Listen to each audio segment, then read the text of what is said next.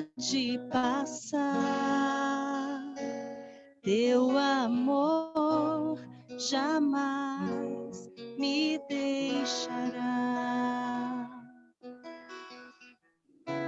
Sempre há de existir um novo amanhã preparado para mim.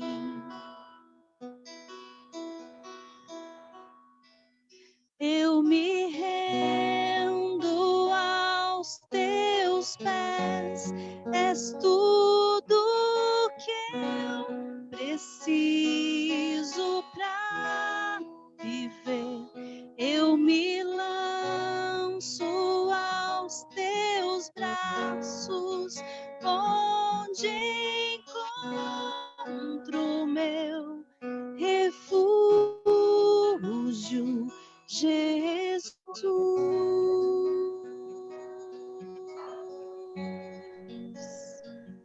Eis-me aqui,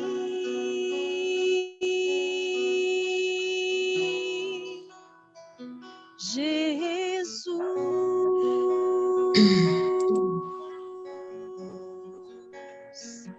Eis-me aqui.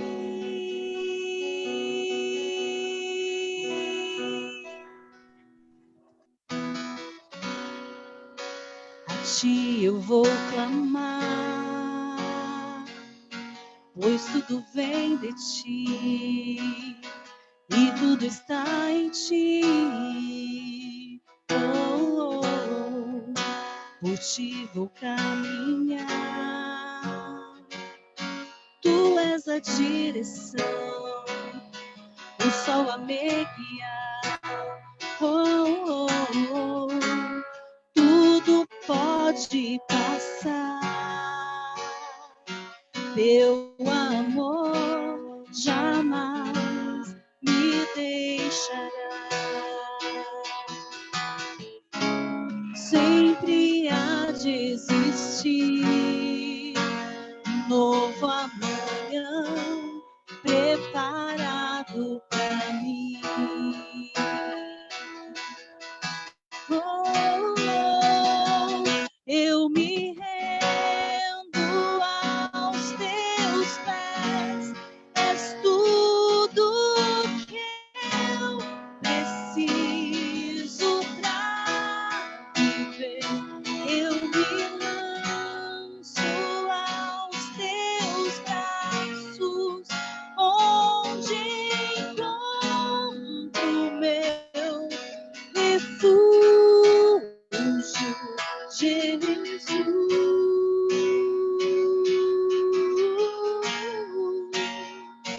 Eis-me aqui,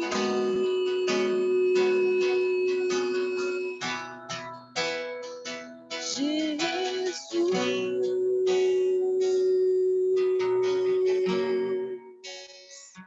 Eis-me aqui.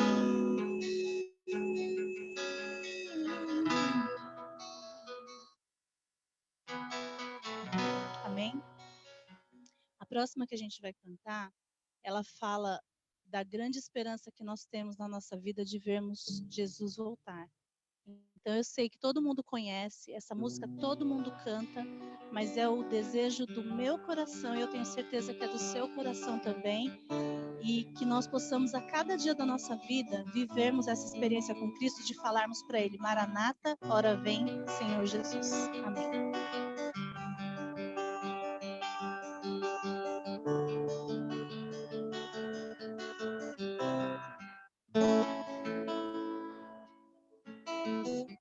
Tu és a minha luz, a minha salvação, e a ti me renderei.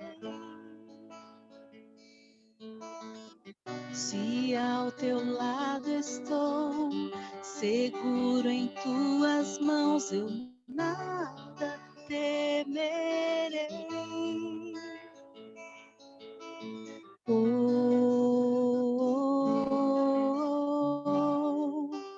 Tu és santo, ó Senhor.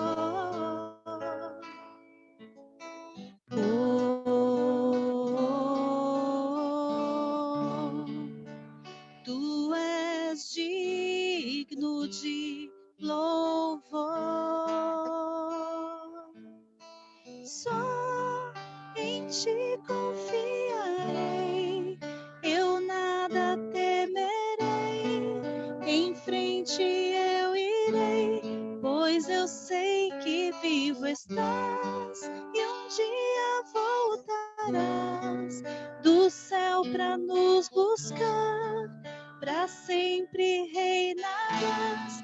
Aleluia.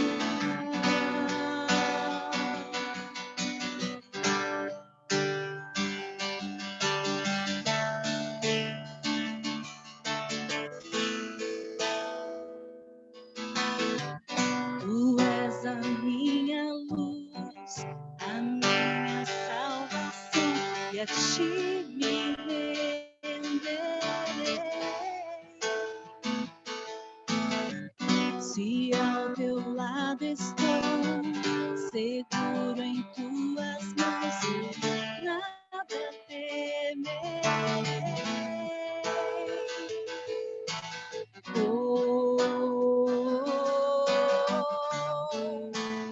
Tu és santo, ó Senhor.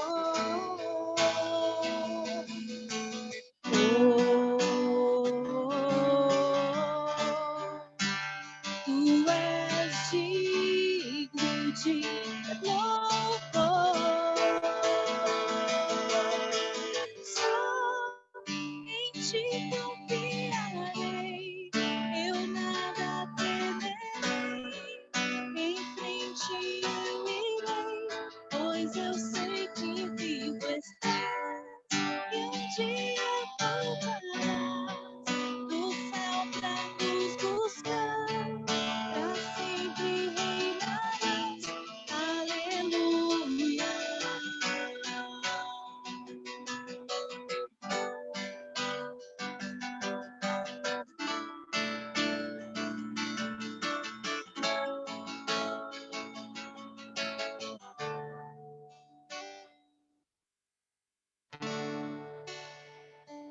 Vem Jesus, vem Jesus, Maranata, ora vem, Senhor Jesus.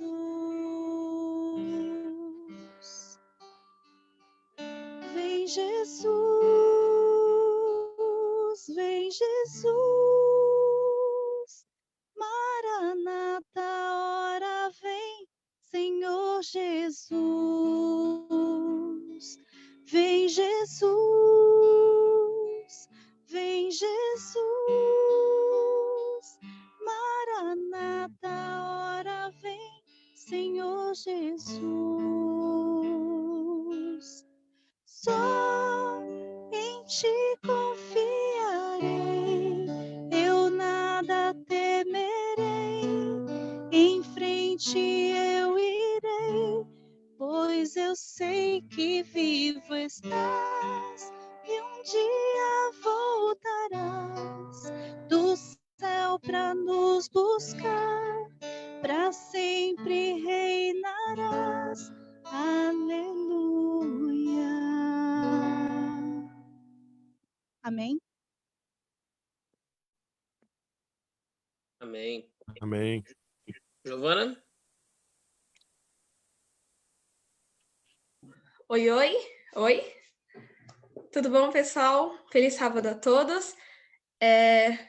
Fiquei responsável por anunciar o nosso palestrante de hoje. Na verdade, o nosso pastor, foi pastor aqui do Mar Paulista, o pastor Diego, tá bom? Ele que vai trazer a mensagem para nós hoje.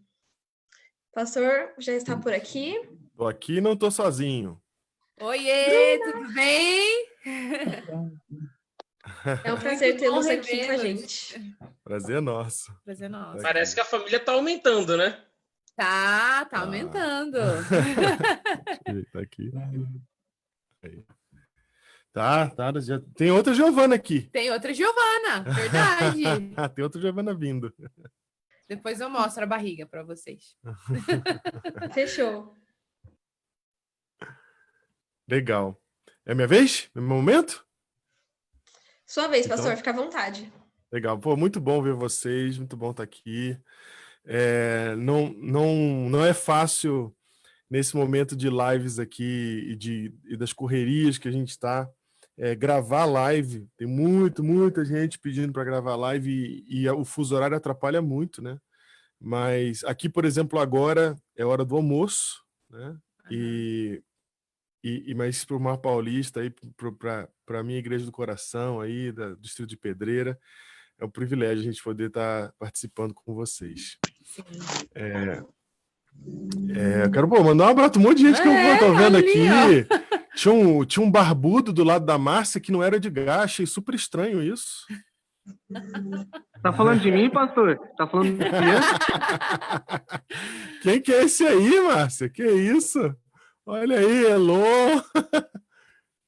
A Rô também, eu vi que tá aí. Elis, Roseli. Rogério. Oi. Olha isso, olha os Pastor, ó, tô quase meninos. igual você, pastor. Ó. Gente, Que isso, olha isso. O Joe dirigindo já. Caraca, cara, que legal ver todos vocês, viu? ó, a Kátia, ó. Olha a Cátia Saudade, Damasceno, pastor, muita saudade. Maristela. Saudade de vocês também, pode ter certeza. Francisco, olha aí. Que legal. Tem duas. Simão online? Eu não vivi para ver isso. No Zoom. Pastor. A água do Mar Paulista não era tão boa como a gente imaginava, né? Precisou ir para os Estados Unidos para vir a Giovana. Quem diria? Você viu? Aqui as coisas mudam, os amigos viram médicos, os outros viram doutores, os outros viram tantas coisas, né? Verdade, eu vi. Francisco. Muito legal. Tudo famoso o Mar Paulista agora. O Mar Paulista sempre foi assim. Lançou gente para o mundo, né? Que legal, gente. Muito bom revê-los. Muito bom. Tem gente que eu não estou vendo, mas estou vendo o nome aqui. Sei que vocês estão aí. Muito legal mesmo. A Ju. Gente, prazer estar aqui com vocês. Olha ali. E eu vou abrir aqui. Hoje a gente vai falar um pouquinho sobre... Prometi que ia falar sobre... O som tá bom? Tá dando para ouvir? Legal? Tá bom. Legal. Sobre evangelismo no tempo de pós-pandemia, né? Acho que está claro para todo mundo, embora no Brasil ainda haja uma divisão muito grande dos porquês e dos praquês e dos como fazer e do que está acontecendo, etc. Acho que isso pouco importa no momento, importa mais a gente entender que as coisas depois dessa fase vão ser um pouco diferentes, né? Não sei o que vai mudar, ninguém sabe ainda, a gente está analisando e pensando nas coisas que ainda podem acontecer de mudanças e que podem vir por aí, mas acho que uma coisa está bem clara para a gente, quando a gente puder se reunir de novo, a gente vai valorizar mais o presencial, né? Vai dar um gostinho a mais, a gente estar junto, abraço vai ter um novo sabor, beijo vai ter um novo sabor, né? A gente apertar a mão de novo, eu tô com saudade de apertar a mão de pessoas, né? Então, eu acho que quando a gente voltar ao presencial vai ter uma supervalorização. Mas isso é de curto prazo, né? No longo prazo, a verdade é que aquilo que antes era demonizado agora vai ser adotado, né? E a gente já entendeu que dá para fazer muita coisa pela internet, dá para se conectar muito pela internet. Então, acho que isso é um caminho sem volta. E é engraçado quando essas coisas acontecem, discussões que antes existiam não existem mais, né? Acabou. Eu lembro, até eu mencionei isso no programa que eu gravei com o Júnior há 2 semanas atrás. O Júnior até falou, você lembra quando a gente começou a gravar programa na internet, o pessoal dizia que pastor que gastava tempo na internet estava gastando tempo, né? Hoje em dia só tem a internet, né? Nesses últimos meses só tem a internet. Então eu acho que algumas mudanças vão acontecer. Outra coisa que eu descobri, que eu fiquei abismado, é que o culto de quarta-feira está mais cheio agora. Né? Engraçado isso, né? Então, acho que a gente vai ter esse negócio, essa volta ao presencial vai ser muito bom. Eu acho que a nossa próxima Santa Ceia vai ser diferente, né? A gente vai curtir mais a próxima Santa Ceia, a gente vai vivenciar mais ela.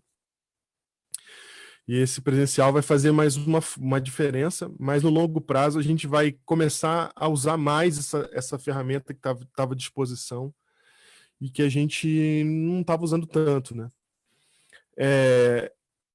Eu acho que são algumas mudanças aqui, mas não é sobre a internet que eu vou falar, não é sobre disso que eu vou falar, porque o que eu vou falar aqui é sobre algo que transcende a ferramenta, transcende a internet, transcende o momento que a gente está. Depois que passar a pandemia, o que a gente tem para utilizar como forma de evangelismo é algo que já está presente desde o dia que Nosso Senhor Jesus pisou aqui. Então, o método de Cristo é algo que está presente desde do dia que ele implementou, desde o dia que ele vivenciou isso. E isso funciona em todas as eras, em todas as épocas. Só que eu acho que, embora ele exista há tanto tempo e funcione há tanto tempo, a gente recorre muito pouco aos métodos de Cristo. A gente recorre mais aos nossos próprios métodos, que eles podem ajudar se o método de Cristo estiver sendo utilizado. Agora, se o método de Cristo não está sendo utilizado, você pode usar o método que você quiser, a técnica que você quiser, a ferramenta que você quiser, que o resultado não vai ser o melhor. Não vai sair o resultado que se espera, o resultado que se aguarda. E aí, para começar a falar disso, sobre o método de Cristo, eu queria só mencionar os 3 problemas que a gente tem hoje em termos de evangelismo, em termos de alcançar pessoas para Deus. Os 3 problemas são: a gente tem uma falta de interesse das pessoas em assuntos de religiosidade cada vez maior. Quero só diferenciar uma coisa: espiritualidade é uma coisa e religiosidade é outra. Então, em termos de espiritualidade, você vê as pessoas quererem até se informar mais, mas quando elas veem religiosidade, elas fogem, né? Então, cada vez mais tem menos interesse nesse tipo de assunto. As pessoas, ainda mais, eu estou falando de Brasil, isso está crescendo, mas em outros países isso já é uma realidade estabelecida, né? Vamos colocar aqui o exemplo. Aqui onde a gente está, é muito, muito, muito, muito mais difícil pregar. Vocês não têm noção de como as pessoas são muito mais impermeáveis à mensagem. Europa está pior do que aqui, né? Então lá a gente tem igrejas do período da Reforma Protestante, igrejas clássicas, igrejas importantes históricas, igrejas antigas com mais de 100 anos virando bar, né? Porque o prédio ficou vazio por tanto tempo que ninguém nunca usou e eles resolveram aproveitar para fazer outra coisa, tipo balada, como a Bruna citou, como bar e tal. Então isso demonstra uma sociedade que a gente chama, na academia a gente chama de sociedade pós-cristã. O cristianismo passou, se estabeleceu, e aí, por alguma razão, a sociedade já começou a rejeitá-lo filosoficamente, e agora ele está muito distante, né? Esse período passou ali naquela região. Então, isso está começando a acontecer no Brasil também. Então, a gente tem esse primeiro problema. Temos uma falta de interesse que ele aumenta cada vez mais, que o volume de informação aumenta. Então, quanto mais educadas estão as pessoas, quanto mais informação elas têm, quanto mais vídeo elas têm para assistir, quanto mais vídeo no YouTube tem, quanto mais coisa, mais conhecimento, mais informação tem, mais difícil fica de você se interessar por coisas assim. Vou dar um exemplo, né? Vou dar um exemplo aqui. Que eu vou usar um exemplo secular e eu vou usar um exemplo religioso, né? Vou começar com comida, né, que é fácil. Acho que eu já falei isso para vocês em algum momento, né? Quando você se acostuma a comer comida, batata frita com ketchup, fica difícil comer PVT depois, né? Porque você tá com um paladar que tá acostumado com uma coisa muito forte, né? E aí quando você vem com uma coisa, não, PVT ainda tem shoyu, né? Mas vamos pôr brócolis então na parada, né? Brócolis, né? Depois que você comer batata frita com ketchup, aquela que tem canoinha agora, então, já viu? Você põe dentro do ketchup assim, ei, que beleza! Aí você vai comer alface, depois fica difícil, né? O sabor não é o mesmo, você não sente mesmo os mesmos prazeres. Então, a mesma coisa com o volume de informação. Quando você tem muito entretenimento, você se estimula demais com informação e com coisas, fica difícil de você acessar uma coisa menos estimulante. E agora eu vou dar um exemplo secular e um exemplo religioso. O secular eu vejo filme, eu vejo Netflix, eu vejo um monte de coisa, de repente alguém fala assim, assiste um vídeo aqui sobre meditação. A não ser que eu esteja estressado, aquilo não vai me interessar muito, né? Porque não tem o nível de estímulo que eu quero. Então, a mesma coisa, vamos falar sobre oração ou estudo bíblico. Aí tu olha para Netflix, porque hoje a gente não vê novela mais, né? Hoje a gente vê seriado. Aí a gente olha para Netflix e fala, nossa, tem esse monte de seriado aqui, tem o estudo bíblico. Para qual que eu vou, né? Então, tudo isso causa uma falta de interesse nas pessoas. Então, esse é o primeiro problema que a gente tem que resolver no mundo atual que estamos. Segundo problema que a gente tem para resolver. A gente tem um problema de reputação como cristãos. Esse problema é histórico e esse problema é atual. Histórico porque o cristianismo, em alguns momentos, vacilou feio, né? No nome de Cristo. E porque no momento atual a gente fez uma confusão, a gente confundiu transformação de caráter com transformação exterior. Então, o que é ser cristão na sociedade? Não é ser aquele cara que tem um caráter diferente, que é honesto, que paga bem os seus funcionários, que não pensa só em si mesmo. Virou uma situação em que as pessoas têm comportamentos diferentes. Então, em vez de ser uma transformação de caráter, virou uma transformação de comportamento. Então, eu não faço tal coisa, eu vou na igreja, eu uso tal roupa. Então, eu sou identificado pelo comportamento e não pelo caráter. E aqui a gente tem um problema de reputação. Porque se eu sou identificado pelo comportamento, mas da minha boca saem palavras que pregam caráter, mas não pratico o caráter, eu sou taxado como o quê? Hipócrita. Então, aí a gente tem um problema de reputação. Então, dizem que os cristãos têm que ser isso. Mas eu não vejo eles serem isso. Eu vejo eles serem outra coisa, que é uma coisa externa, mas o que eles são por dentro não tenho visto eles serem. Então, esse é o nosso segundo problema. Por que eu vou dar ouvidos para alguém que disse uma coisa que não é?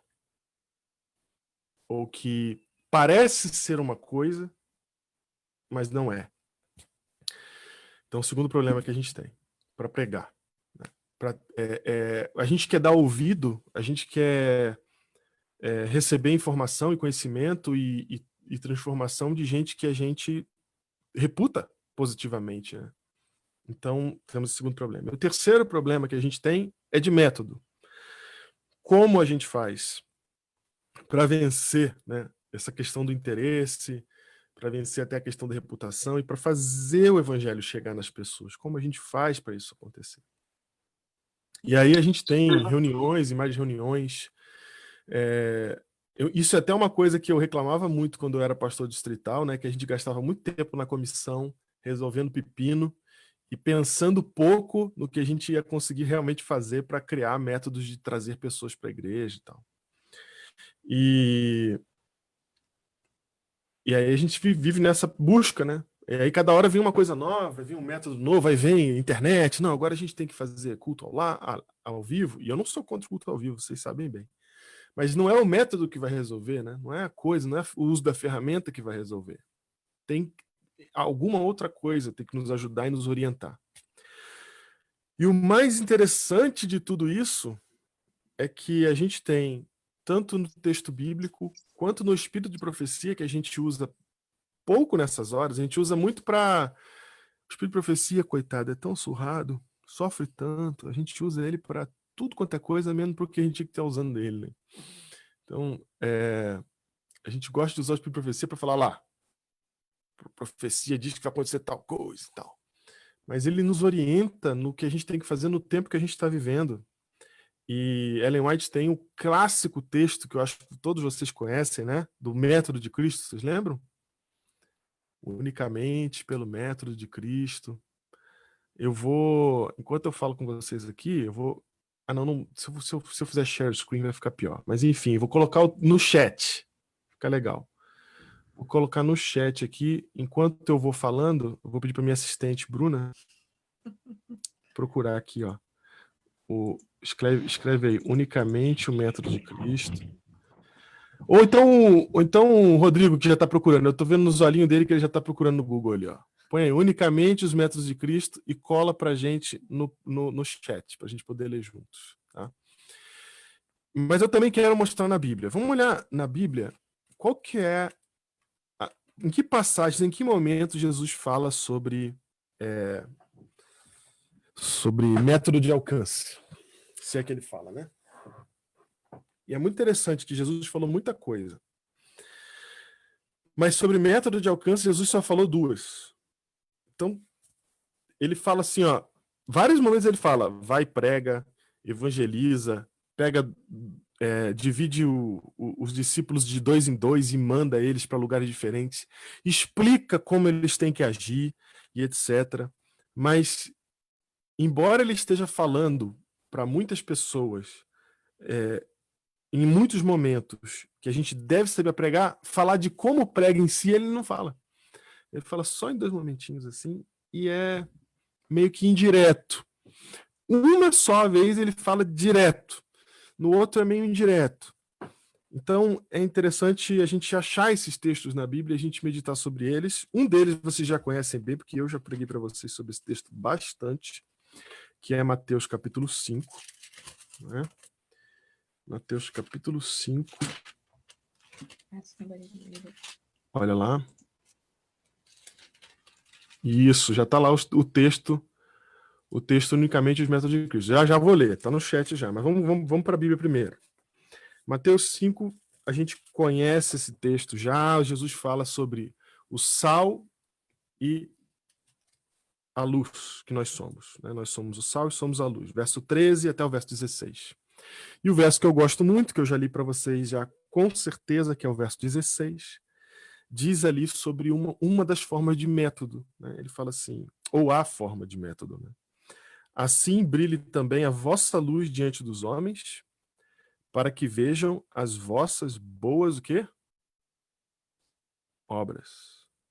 Eu sei que eu não estou em como ouvir vocês, mas eu estou vendo quem está lendo aí. As nossas boas obras. Então a gente sabe que praticando boas obras que a gente vai ser enxergado como luz do mundo. Então aqui já tem um pouco de metodologia. Como é que a gente faz para ser enxergado como luz do mundo, Jesus? Como é que a gente faz? Ele fala, boas obras. Esse é o caminho.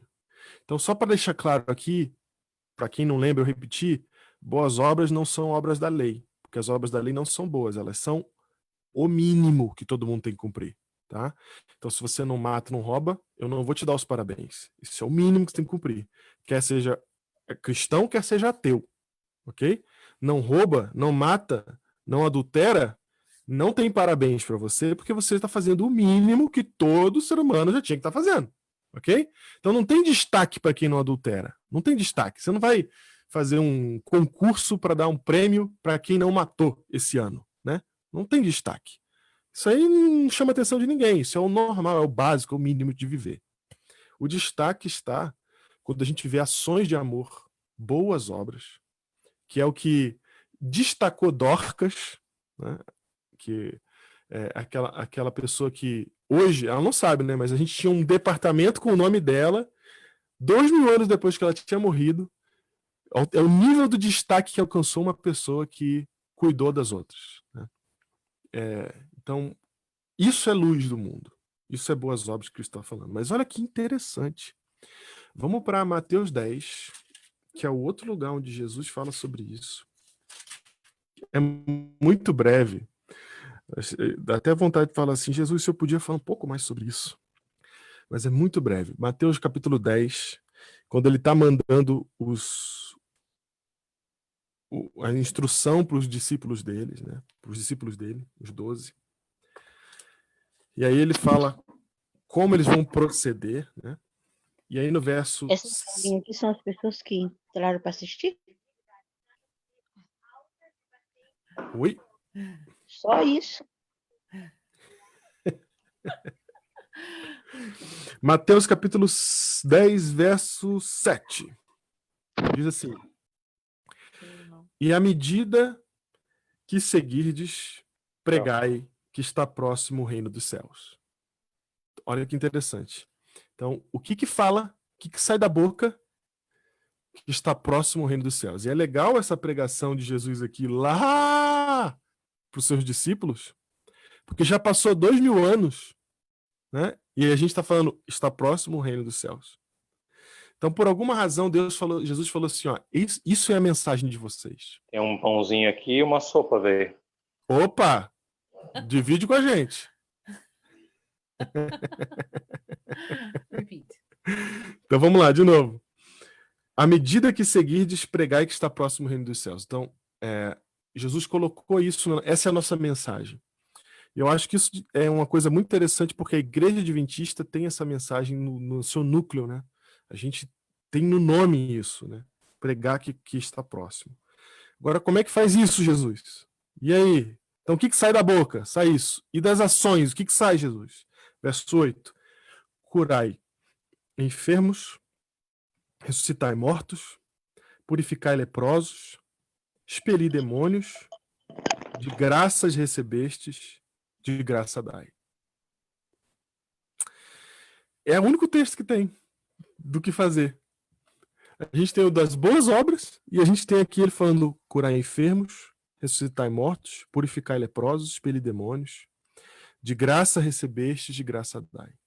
Então aqui tem algumas coisas muito importantes para a gente perceber. Primeiro, é engraçado notar que Jesus aqui está citando necessidades humanas e todas elas relacionadas à saúde. Não é engraçado isso? Todas elas relacionadas à saúde. E ele diz assim, ó, de graça recebestes, de graça dá. Então, em outras palavras, ele está falando assim, olha, vocês não vão fazer o bem para receber algo em troca. Vocês vão fazer o bem porque vocês receberam ele de graça. É porque ele nos amou que nós vamos amar. É porque ele nos deu que nós vamos dar. É porque ele nos entregou que nós vamos entregar. Então, isso acaba com aquela lógica que tem que morrer na igreja, de que eu faço evangelismo para poder alcançar as pessoas e elas poderem fazer parte da minha igreja. Aquele negócio que eu sempre critiquei, de para receber a cesta básica tem que ganhar o estudo bíblico. Não podemos ter outra intenção que não seja fazer o bem para a pessoa.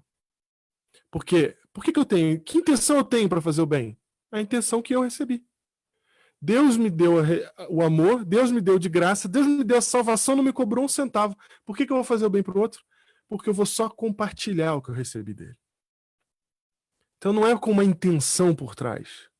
Não é porque eu quero que alguma coisa aconteça que vai me favorecer. É porque eu quero dar, porque eu recebi. E aí ele fala, vai dar o quê? Dá cura. Cura, toca o enfermo, vai lá e ajuda. Você lembra do texto de Mateus, lá no final, Mateus 25, quando Jesus volta e ele separa as ovelhas? Você lembra disso? Quando ele separa as ovelhas, ele fala assim, ó, para aqueles que ele vai falar, vinde benditos de meu Pai, ele fala, porque tive fome e me deste de comer, tive sede e me deste de beber. Ele cita boas obras. Ele cita atos de amor, ele cita gente que viveu, que fez de graça. Porque no final ele fala assim, quando foi que fizemos estas coisas? Eles nem sabiam o que estavam fazendo, porque eles não estavam fazendo com a intenção de receber nada de volta. Eles só fizeram. Só fizeram. Só entregaram porque Deus entregou para eles, eles estão entregando também. Então, e eu acho muito interessante ele citar a questão da saúde, porque é algo que nós, como Igreja Adventista, temos muito forte na nossa mensagem. Não na nossa prática, na nossa mensagem. Né? E é uma coisa abandonada, é um assunto abandonado. Eu me propus a voltar a esse assunto depois que Deus me... Como é que eu falo isso? Foi piada, né? Quando ele me botou no departamento de saúde, ele tava com um bom senso de humor, né? E eu entendi a mensagem, entendi o recado dele. E aí eu comecei a ler e me informar sobre esse assunto, Eu falei, cara, como a gente usa pouco essa ferramenta que nos foi disposta, está no Espírito de Profecia. Por meio da saúde, essa é a forma que a mensagem vai penetrar os corações. E a gente tem um ministério para curar gente. E aqui está a diferença, por isso que eu escrevi um livro sobre esse assunto. A saúde não é para te fazer bem. A saúde é de graça recebeste, de graça dai. Então o conhecimento que a gente recebeu de saúde é para fazer o quê? Qual que é a primeira palavra do verso 8? Curar. Então eu aprendo de saúde, eu aprendo os 8 remédios da natureza, não é para eu não ter câncer. Eu aprendo os 8 remédios da natureza para eu ajudar quem tem. Eu aprendo os 8 remédios da natureza para eu tocar a vida de quem precisa e está necessitando de ajuda em termos de saúde. E todos nós, hoje em dia, estamos cada vez mais necessitados desse assunto. Porque você não precisa nem mais ser cristão para se interessar por isso, né? Ainda mais, a maior parte dos cristãos não se interessa. Os adventistas falam disso, mas a maior parte dos cristãos não se interessam. Mas hoje em dia, o que tem de pessoas preocupadas com a questão da saúde, e a saúde mental é algo que tem sido mais afetado em todo esse momento que a gente está vivendo, né? Eu não sei se eu já falei isso para vocês, mas São Paulo é a cidade que tem o maior caso de números de doenças mentais no planeta, diagnosticados pela OMS. Ok? Então, o relatório chegou na OMS, ela lê o relatório, ela fala assim, cidade número 1 chama São Paulo. E a gente sabe que nem tudo vai para diagnóstico. Então, a gente vive hoje um mundo que há 10 anos atrás, há 20 anos atrás, a gente achava que o câncer ia acabar com a humanidade. Aí a depressão veio e falou, não vai ser o câncer. E aí a gente falou assim, então a depressão é a doença do século. Aí, de repente, chegou a ansiedade e já atropelou, e a gente está no ano 20 e a depressão já está perdendo para a ansiedade. Estimativas de que no Brasil, os que vivem em regiões metropolitanas, regiões urbanas, 40%, ou seja, 4 em 10, estão com ansiedade. Não dormem direito. Né? Quando foi a última vez que você teve uma noite boa de sono, daquela que você dormiu reto? Você lembra? Então, cada vez mais, independente da classe social, independente da educação, independente do volume de informação que consome, as pessoas cada vez mais vão necessitar de gente que lhes toque, que lhes ajude na sua saúde, porque cada vez mais a gente vai precisar. Inclusive, o próprio volume de informação causa mais ansiedade. Então Jesus falou assim, pelas boas obras que vocês vão ser vistos. E como é que a gente faz isso hoje, em pleno século XXI? Cuida das pessoas. Se importa com elas. Você tem informação para isso. A gente tem os 8 remédios da natureza. Quanto custa para alguém utilizar os 8 remédios da natureza? Às vezes a gente pensa que ajudar as pessoas é só na parte financeira. Essa é a pior ajuda que tem. Porque é que tem menos envolvimento. Você dá dinheiro para alguém, tem pouquíssimo envolvimento. E aí, como nem todo mundo tem dinheiro, né? Como a gente não tem dinheiro, a gente fala assim, se for para ajudar dando dinheiro, eu não posso, porque eu estou precisando de ajuda, né? Mas 8 remédios da natureza, quem não tem para dar? Quem não conhece? Quem não tem acesso? Então a gente tem na mão o que a gente precisa. Vamos ler o texto de Ellen White que está aí no chat. Tá aqui, ó. O Rodrigo publicou há 1h06 na minha horário, no horário de vocês, às 5h06. Unicamente os métodos de Cristo trarão o verdadeiro êxito. Então vamos lá. Quantos métodos vão trazer êxito? Unicamente os métodos de Cristo trarão o verdadeiro êxito. No aproximar-se do povo. O Salvador misturava-se com os homens como uma pessoa que lhes desejava o bem. Isso aqui tem que parar para destacar. Ele se misturava, igual sal, como alguém que desejava o bem das pessoas. Então não é que ele parecia que queria fazer o bem para elas. Não, não, não. Eles sabiam que ele era alguém que o seu desejo interior era fazer o bem para elas. Deixa eu dizer uma coisa para você. Não adianta fingir que é bom cristão. Se você não entendeu a graça de Cristo, que libertou você, pecador do jeito que você é, você não vai conseguir amar de verdade. E é preciso amar de verdade porque você não enrola ninguém. As pessoas sabem quando a gente está enrolando elas. Se você quiser parecer que é bom cristão, não vai adiantar. Você tem que querer o bem delas, de verdade. E a gente só vai conseguir fazer isso não é porque a gente é bom, não.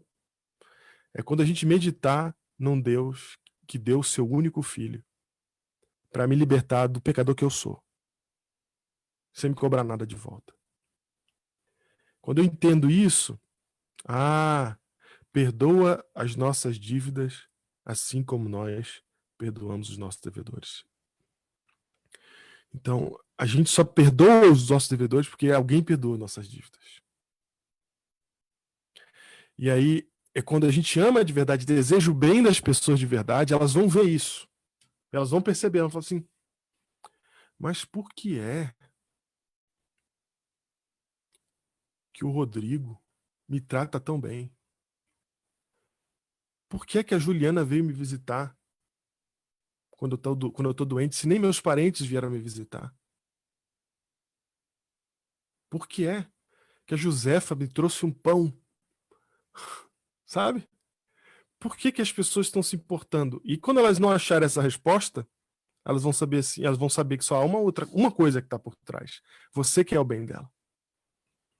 E aí, olha o que Jesus fazia. Manifestava, vamos continuar no texto de Ellen White. Manifestava simpatia por eles.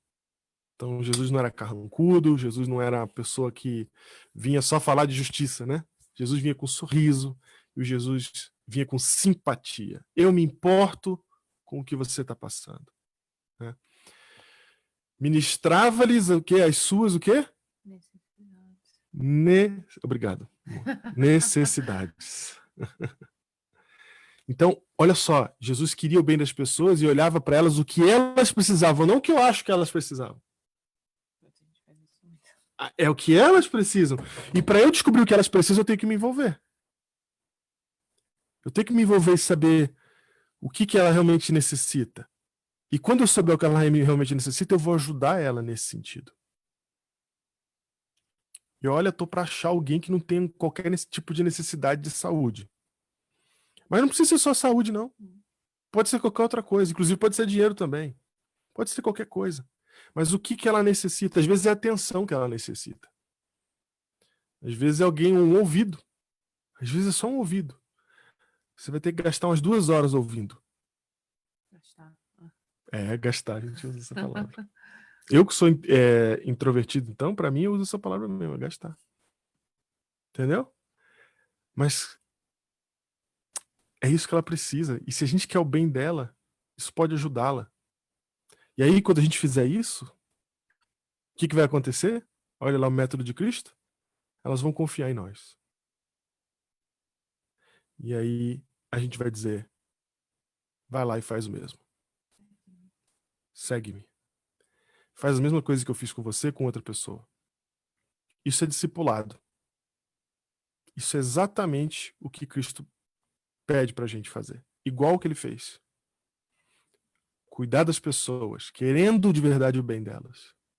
Quando elas confiarem em nós, falarem, por que você é assim? Você fala, porque eu sigo Cristo. Vai lá e faz a mesma coisa. Depois da pandemia, as pessoas vão estar mais frágeis no curto prazo. Depois da pandemia e durante a pandemia, as pessoas já têm inúmeras necessidades que estão acontecendo agora. E depois da pandemia, as pessoas vão estar também muito mais atentas à questão da saúde. A minha mensagem de hoje é para que você entenda esse método e que você busque entender. Você é adventista. Eu estou falando para adventista aqui, nesse quadradinho aqui da Igreja do Mar Paulista, dos meus irmãos do Distrito do Mar Paulista e da Pedreira, que eu tenho da gente da Pedreira aí também. Você precisa se informar mais sobre os 8 remédios da natureza, ter isso vivenciado na sua vida, porque isso é a grande ferramenta que Deus deu para a gente usar para ajudar as pessoas. Porque não precisa de educação, não precisa de dinheiro, não precisa de recursos, né? Você só precisa abrir ali.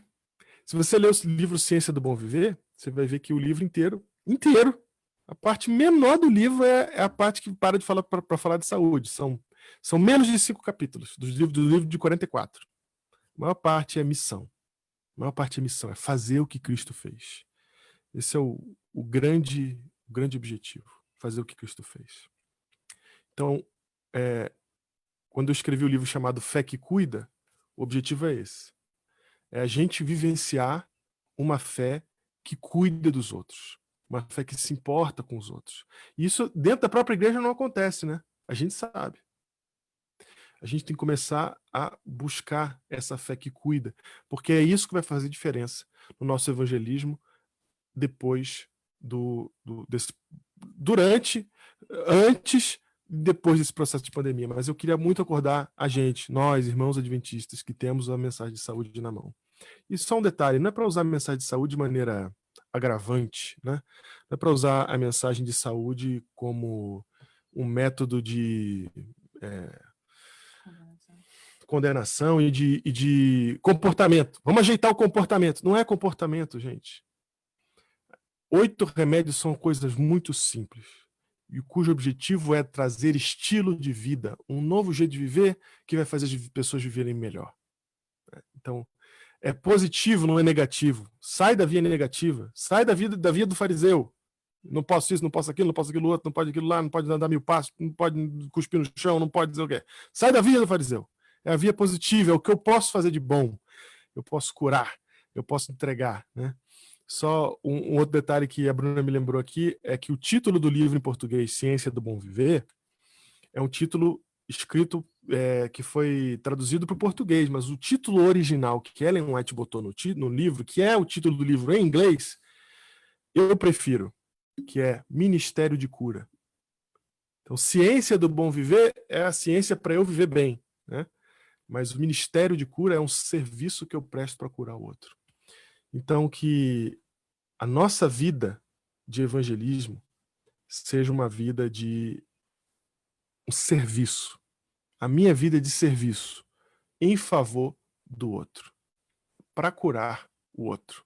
Ou eu vou curar ele espiritualmente, ou eu vou ajudar a curá-lo fisicamente. Não importa. O que eu quero é o bem do outro.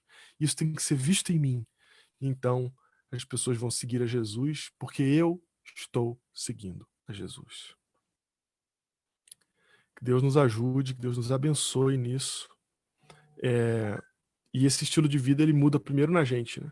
A gente vai mudar esse estilo de vida, então a gente vai conseguir passar isso para o nosso irmão, para o nosso amigo. E olha, uma coisa que a gente tem e vai ter depois, nesse novo mundo, nesse novo normal, no século XXI, vão ser pessoas necessitadas, de uma forma ou de outra, né?